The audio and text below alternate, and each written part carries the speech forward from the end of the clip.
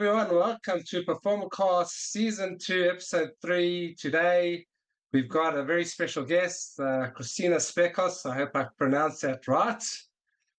And just before we start, just please subscribe to my YouTube channel and my Instagram. They're going to be giveaways down the line. They're going to be lots of fun, entertainment, edutainment, shall I say, and cutting edge information coming directly to you. And it's amazing the lineups I have. So don't forget to hit that subscribe button and let's do this. Okay, so today we have Christina Specos, and she is a bodybuilder. And she's a nutritionist, a coach, and you've had like 25 years experience. And just you said you have a couple of stories. Just let's to get into it. Open up with one of the stories. How your bodybuilding, how your path has changed your life. Take it away. Of course. Well, first, thank you for having me. I'm so excited that you're into the topic of just busting through all of these fitness myths and the things that do and don't work. That's something that's a real passion of mine. Just a little background. You touched on I've been 25 years in the industry, from fitness to group fitness, personal training to strength and conditioning with athletes at a high level, whether it was high school, collegiate, or even pro level athletes. I've always been very well connected to the performance industry, and because everything about your business is performance oriented, that we do things a certain way to make our bodies function. So, of course, in elite athlete realm, they need to function in a specific way to play better basketball, to last longer, and be more resilient on the football field. And in life, back in the day, I used to have little classes with the elderly, chair fitness with like 80 and 90-year-olds. And that humbled me because their performance was, don't take away what I could do for myself. I want to move my chair. I'll move my weights. Like, they wanted to feel independent and strong. And to me, that's the true definition of performance, whether you're 90 and you're just holding on to wanting to do your daily things well and not have that freedom of mobility getting taken away from you, or you're on the football field on Sundays at the NFL.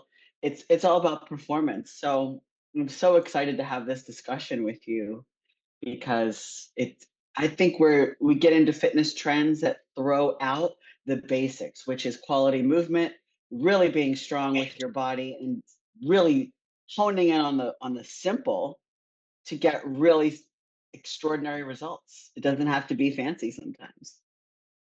Amazing, Christina. Coming from a bodybuilding perspective from you. I mean, I've seen the bodybuilding world, the trend, and it's the most unhealthy sport I've ever seen. They come in competitions completely dehydrated. Like, you think about it, what sports, you come in dehydrated. I've known people, personally, that I was bodybuilding in the industry. They just dropped dead of a heart attack. They on all types of illegal substances, or whatever it is, steroids, creatine, like whatever it is to get that quick pump. And I've seen them at 40, 45, and they just, drop dead. But you are changing that. You have a very different approach when it comes to that. It's more of a healthy longevity type of approach where you're doing Pilates, you're building up all the small stabilizers, you knowing what's right for your body. As you said, it's about performance, So tell me a bit more about, in your experience, what you can share with that. So since the age of 19, I've been in fitness professionally. But prior to that, I had a strong interest because when I was in high school, I wanted to play tennis better. I was very weak. My wrists would hurt and I didn't have stamina. So I originally got interested in fitness and performance as a teenager because I didn't want to feel like the one that was constantly sucking wind and getting hurt. So that's, I think, how some people start in their journey. And then as it evolved, you go deeper and deeper into fitness, then there becomes, freestyle programs and pre-choreographed programs in the group fitness world. Then I got into athletic performance because my bachelor's degree is in athletic training. So this is about injury prevention, injury care, on-field emergency management, plus the rehab, post-surgical, and all of that stuff. And then I had this question: what happens post surgery, but in that gap between surgical, you're healed, fine, whatever, and now there's peak performance. There's a bridge that you need to build to to basically cross over and not miss a beat. You can't just be like, okay, I'm, post surgical, I'm ready to go. Well, actually, you're not. There's a conditioning that has to be built back up. So you talked about the stabilizing muscles. There's a lot of that gets lost in surgery and injury, and there's so much from a conditioning standpoint and a basic strength level that needs to be built up. Applying this now to bodybuilding and the clients that I work with that are normal people, right? Not just high level athletes, we're missing a lot. We're missing a lot of the basics that you already, briefly touched on. And to integrate every single thing from my background, which is why I hold tight to the Pilates, because how am I expected to squat heavy and do all of these other things if my core is in shambles, if my back is going to seize up every time I put a bar on my back? And so Pilates is something I discovered in my early 20s, and I'm 44 now, so it's been a long time, that I improved my performance. At that time, it was in group fitness, as the example on the stage, leading a room full of people by fixing my body alignment and becoming strong with the basics. And then you add weight. There's so many people that get cleared to teach classes and formats that don't have great form. So now 35, 50 other people that are in the class are doing things wrong because of what they see. So what I love about the fact that you brought in that and then also the bodybuilding touch, because that's another section we can get into in a little more detail, is that when you go to extremes and you neglect the foundation, this is when you get hurt. This is when you get dead. This is when the process is rushed. And then when the process is rushed, you don't really have longevity with the process. So, since we talked earlier about the health and longevity being part of what we do, this is such a great segue into essentially basically telling people I think it's very valuable to critically look at what you see, what you've done, and ask yourself, is this the best for me and what could be done better? Yeah, amazing advice. I mean, well, what you touched on, you started with the wrist injury, and you learnt about the body alignment at a young age. I'm also 44, by the way, and I also started similar journey where I had terrible back pain, and I just felt like an old man, to be honest, until I learned to align my body right. And I did that accidentally, actually, by using the stability ball. And I fell in love with the exercise ball, and I built up my body through the exercise ball without weights. But that's my journey. It's amazing how, like alignment, people are just missing that point, that foundational point where let's fix up your stability. Let's fix up all the small stabilizers before you add in whatever weights or whatever else you're trying to do, because that is key, right? Because if you don't do that, as you said, there'll be a fortune of injuries, and it's non you're building on a real bad foundation, which is never good. For sure. And if we go back to the basics of strength training, we have the SAID principle, right? SAID, specific adaptations to oppose demands. So, of course, do I love Pilates? Absolutely. But Pilates isn't going to give me a bodybuilder's body or a football player's body or a soccer player's body. But it is an amazing foundation and complement. And I've had the privilege and honor to go out and work with the San Francisco 49ers many years ago and show them this is what's lacking in deep core strength. This is what you need to be aware of. Because while you are brute force guys, if you can't draw your belly in and control small leg movements, there's an intrinsic core thing that's missing. Same thing with bodybuilders. The original art of bodybuilding, if you remove all the drugs and you remove all the consequences and you remove all the extreme and you go back to the origin of symmetry, alignment, balance, body control. The diet and the training intensity sculpts the body. But if you can't display it with grace, with your posing on stage and the finite movements that you could lose because you don't work on those things, that's a whole section of bodybuilding that people are missing. So there are people in the bodybuilding community that completely do it wrong. And then there are people who are like Arnold when he went and did ballet classes. as a bodybuilder, as one of arguably the best to do it, to learn from someone who is a master at body control and core foundations. It just shows the open-mindedness that we should all have, regardless of what niche of fitness or sport we're in, to try things that are going to enhance what's lacking.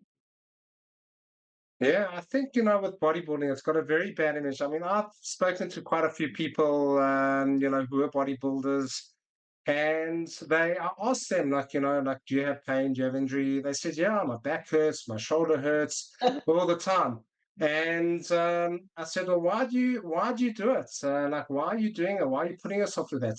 And they just said, they were honest. They said, no, I'm just there to get the babes in the beach in December when it was in South Africa, and it's summertime, and that's what they do it, and they don't really care the long term consequential, and that's okay for them because that's their goals, I guess. But debunking like the whole bodybuilding industry, as I've like people have said, it's the most unintelligent sport out there, which I understand, and it is in a certain degree, but I want you to debunk it from your point of view.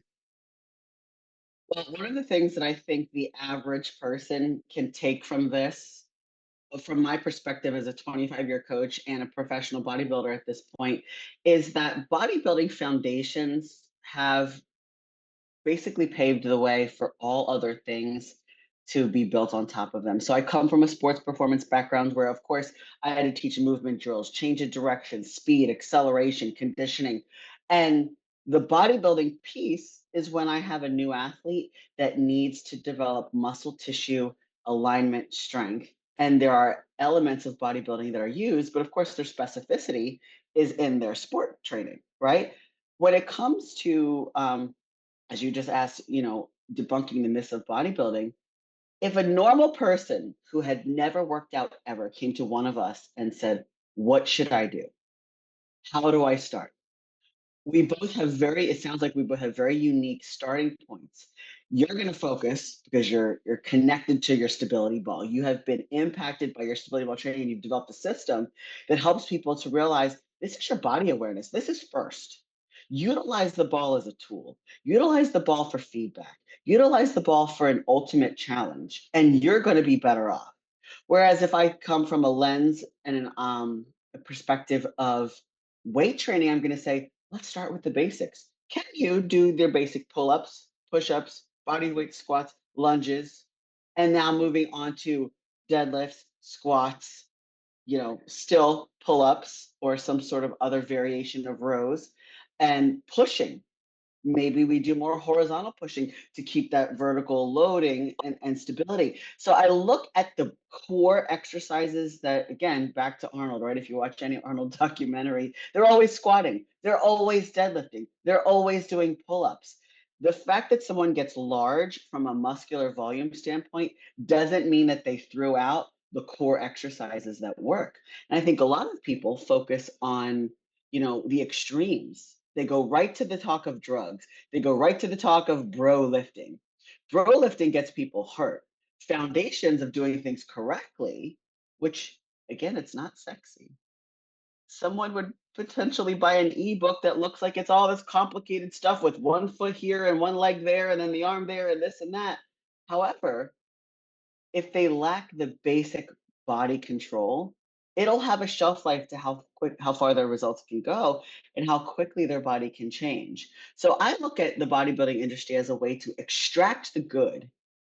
Somebody who wants to learn the basics to just build the foundations of nutrition, proper fueling, and proper training, and blend it with something like you do, stability work, challenging the core, because the core is the center of it all. That is an amazing starting point for a new person who's never trained before. But when you get into the upper levels, a lot of times you're stressed with time. We're doing cardio, we're meal prepping, we're doing all of these things to work at this at the professional level. And we sometimes forget to stretch or core work, which should not be the last resort. I've seen a lot of people do that. And so their presentation on stage, their ability to have abdominal control, their ability to not look like really stiff walking through the room, it's been challenged. So I'm all about taking the ignorance around what we do professionally that we truly believe is a very sound way, and teaching people that just because you see us doing crazy things, because we've built up to that level to be able to tolerate it and push ourselves, it doesn't mean that you're going to be forced to look like us, be like us. We meet you where you are, and you take the basic principles of what we've taken far and use them to get results. And I think that's the biggest thing that newbies, for example, I like to speak to new people because sometimes I think they get intimidated by people who've been doing this a long time. Yeah, amazing. Like what you touch on a very important point is building the foundation, doing the basics right. And I think that nowadays, especially with social media and instant gratification, I think people just want to skip the hard work part and just look the part like or get the money part and fake it, you know. And I think that's where it's causing a lot of issues and a lot of it's causing such a bad name for a lot of different industries, not just like bodybuilding as such. I think that just instant gratification, people aren't prepared to put in the hours anymore. They're not prepared to go the extra mile, do the extra rep, do whatever the case is to get whatever the goals they need to or want to get. They just want the drugs, biohacking, see what stuff like more testosterone stuff I can put in my body, and let's see what happens. And then I wonder why people just like drop dead, cancer, Hmm. all of that case. So you bring up a really important point. So I want to talk about now nutrition. Like obviously, nutrition has a huge role to play in. I know from me, but I want to hear from your points of view. So, coming from a person who was raised Italian, we had pots, pasta, beautiful desserts, rum cake, all of the things that I grew up with. I rewired my brain when I got into fitness to explore the healthy balance of macronutrients, right? The carbs, proteins, and fats, because that's how you tailor your nutrition for a specific goal. A lot of times, and I fell into this trap with my parents as well, growing up in high school. All of a sudden, my mom just decided to stop cooking and we went out to dinner every night. So, when you get used to highly palatable restaurant food that's pumped full of things that you don't realize because you're a teenager, I'm just at the mercy of what they want to do, right? I struggled and I tried to find my own way at times to figure out. I mean, there were times that I went through and I was like a vegetarian. Then all of a sudden I only ate granola bars. And then, I drove my mother nuts with me trying to go through the exploratory process before I had formal education in nutrition.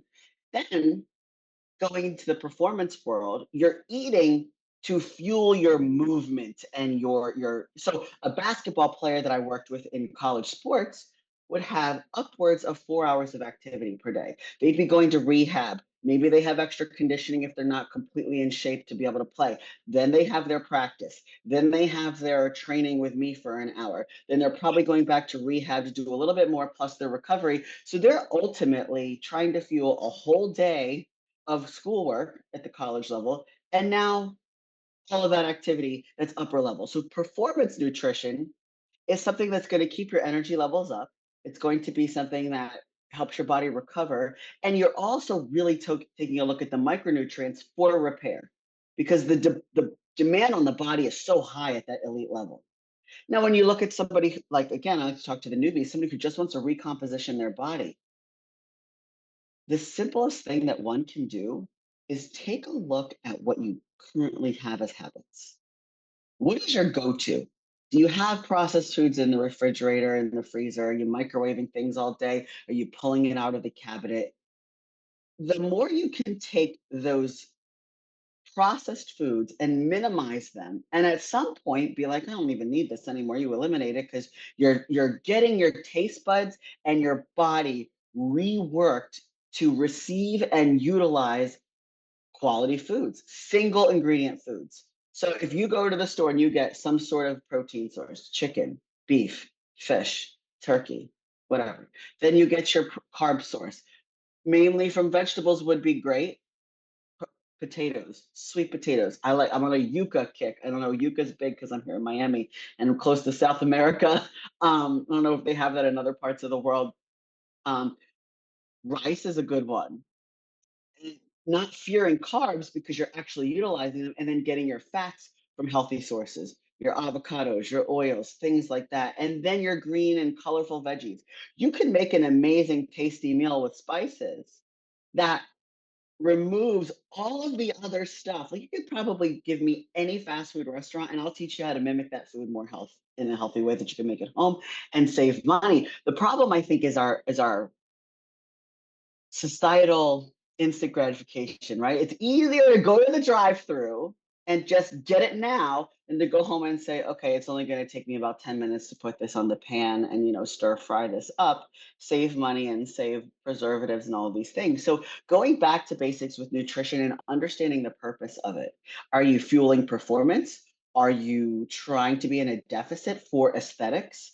Are you trying to build muscle? And knowing what your goal is, I believe that's going to help people from a very sound nutritional perspective make a more informed choice into what they're going to Google and learn about, or who they're going to hire as a coach to guide them in that journey. Yeah, I completely agree with you. When with nutrition, you like I believe in not to cut out any food groups either, because each food group plays a role in terms of, aiding to your body, fueling the body. Um, like people are scared of carbs or fat, whatever the case is, or sugar. I mean, sugar is bad. Processed sugar is bad, but has like fruits and raw honey, for example, coconut sugar. Those are the body uses that. The body utilizes it. There's no storage of in fat really with that. Obviously, overeating is another story, but generally, if you eat healthy, you're not going to want to overeat. And a lot of people make the mistakes of these different diet crashes, like well, going on different diets. And maybe short term it could work, but long term it really, really doesn't work. What are your thoughts on these all these different diets? I have such a strong opinion against them I love to hear it. because bodybuilding is the thing that taught me when you go back to basics, it's not just for the aesthetic. We're doing it for the aesthetic. Because think about it, we want to utilize everything going in. We don't want waste because it turns to fat, excess fat that we hold. We don't want things that aren't going to process well because our digestion's going to be messed up. And if we mess up our digestion, we don't absorb. If we don't absorb, we don't repair and recover and build. So the essential word for bodybuilding is efficiency. We want everything that's going to be the most efficient and what's going to do that and what food groups are going to do that best. Does it mean we don't have pizza? No. Does it mean I had a whole nice little winter season of wanting to eat some cake? And so we deviate at times. But here's the lesson. This is also what I teach my clients. If you pay attention to how food makes you feel, that is a greater teacher than anybody else on the internet telling you good versus bad. Because good versus bad is relative to your goals. If you told me that you went out and had a bender on pizza, wings, and beer, and then you were sick for 2 days, and this is after having some pretty clean eating, if you were my client, I wouldn't yell at you. I would just ask you simply, and I've done this with clients before, okay, what did you learn in this instance? Where's the tipping point? Because maybe one slice of pizza is not that big a deal. But 7 plus 12 beers and then 16 wings is a little bit not aligned with your goals, not just from a calorie perspective, but breaking the mindset of we only eat to either lose weight or gain weight. It's you can essentially eat for pleasure if you understand portion control and also understand how food affects the body. So if you tell me you were and this is a true story, had a client with a sugar binge, swollen ankles, sitting in the bathtub, trying to get the swelling to go down, horrible rheumatoid stuff going on. She had underlying autoimmune things where sugar was not tolerated by the body. So it's not me telling her sugar's so bad for you. Well, sugar doesn't align with what makes your body function well because now you have an inflammatory response. So I would like to take people who are confused about nutrition and shift their mindset toward what does your food basically say back to you when you eat it? Because this is going to help you determine what to eat for the right reasons, not because of guilt or shame or anything like that. Because what you said was key. Don't limit what you eat. You need that variety. Your system needs to be able to digest and process it and have exposure to all sorts of foods. But I'm going to up the ante and say, well, pay more attention. Become really mindful of what your body does in response to what you eat. And then furthermore, what choices and mindsets led you to make that choice if that's not part of the plan you said you wanted. And this is how you really make day-to-day progress, by just being a little bit more introspective about nutrition, because in this world we have judgment around food, and I think that's what prevents people from enjoying life and actually sticking to something. They don't actually feel the benefits of the food. They either pick on emotion, or they pick because these fad diets tell them we need to remove carbs, or we need to remove fat, or we need to remove meat. If you understand portion control and deficit, you can eat almost anything. Yeah, it's a good point. You took the words straight out of my mouth when it comes to listen to your body. I mean, for me, like I used to drink Coca-Cola, eat chocolates, all the crap you could eat, and I used to get sick like 2 weeks flu every year with the flu. 2 weeks in bed, I couldn't move. And after learning, like especially when I got my back right and started changing my diets and slowly cutting out all the crap and just replacing it with good, healthy, quality foods. And over time, it's a process like anything. Took me 10 years. I started feeling like when I got sick, it wasn't 2 weeks, and started getting less and less and less. And today, if I'm sick, it's not even a day, maybe a day, not that violent. I still can work. I won't train I'll skip maybe 1 or 2 days, but then I'll get straight back into it. So it causes me not only to become more productive. I'm able to be more productive. I'm able to. I don't have to skip as many training days. I can keep consistent, and consistency is the key. And as you say, the food, what you put in your body, creates that consistency when it comes to everything else. I love that you brought that up, because that is something I see with my clients. Not everybody as a coach has perfect clients. And that's why they have a coach, right? They have somebody Of to course. help them understand the choices that they make. And I had a client who did just that. And the repercussion was, oh, I feel guilty because I missed 2 training days. Well, look at what we do as bodybuilders. If we miss a training day, we miss an opportunity to challenge ourselves. We miss an opportunity to grow. We miss an opportunity to get better. We miss an opportunity to and essentially burn calories too, because we're training for a specific aesthetic goal, or in the off season, training for a growth goal. So if we put something in our bodies that's going to sideline us and we lose 2 or 3 training days, what does that do, as you mentioned, to the overall impact of what your goal is physically? If you can't train, now you can't do what you said you wanted to do. So now you have this overly inflamed, exhausted body. You can't challenge yourself. You're, in some cases, like some of my clients, they're just bedridden with headaches or migraines or whatever the poor choice led them to have as a repercussion.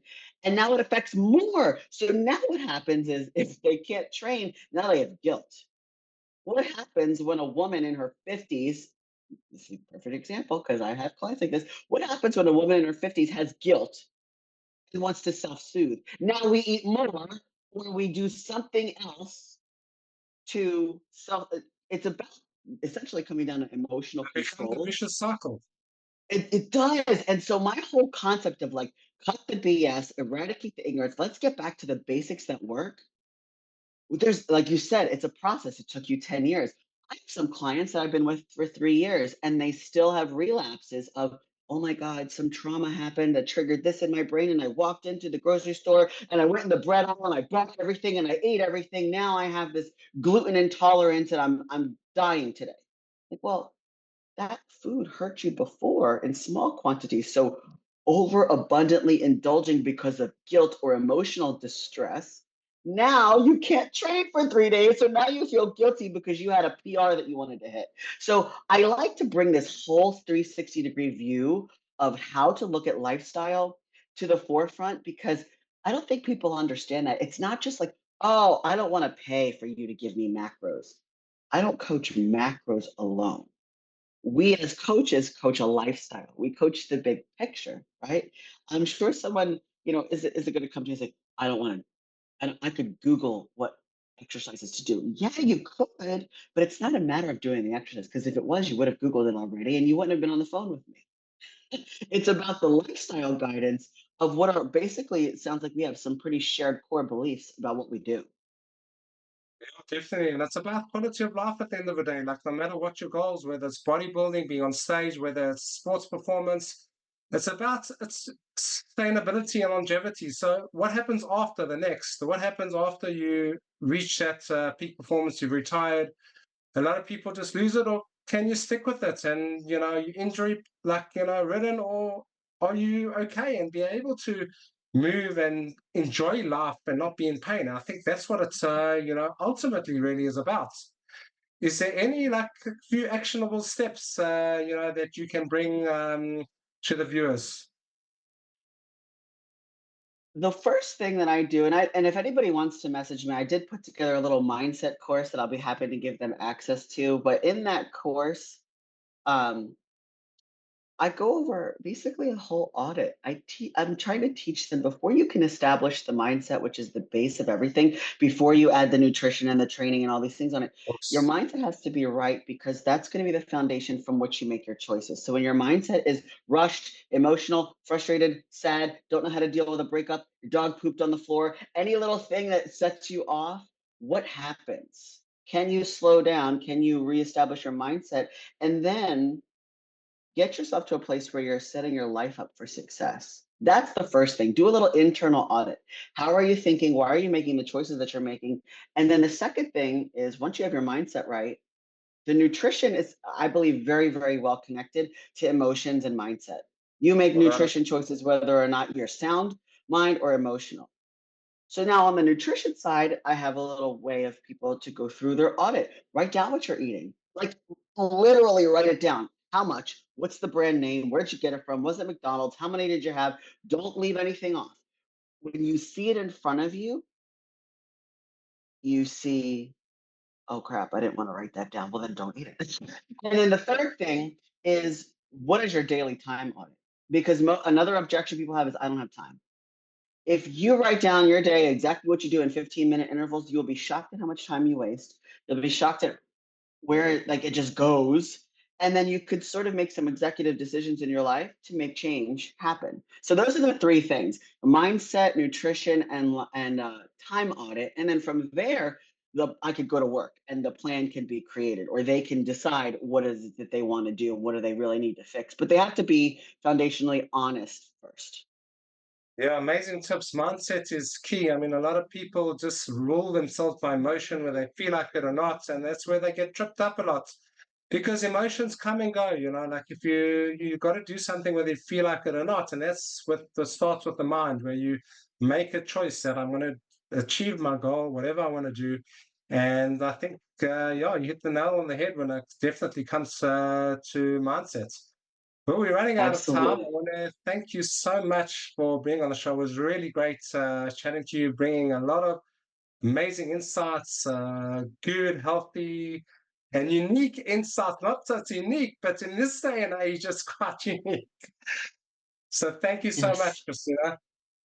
Thank you so much for the opportunity. I think anytime we have a chance to bring people back to basics and remove some of that emotional decision making and think on what's going to help us be healthy, mobile, and strong later on in life, we see the big picture and that just the aesthetics for now may be great. But as we evolve decade after decade, our priorities change and keeping that eye on the prize of what's most important later on. Great stuff. So please don't forget to subscribe, hit the subscribe button. There's going to be some good goodies down the line. So looking forward to our next guest. Thank you, Christina. Thank you.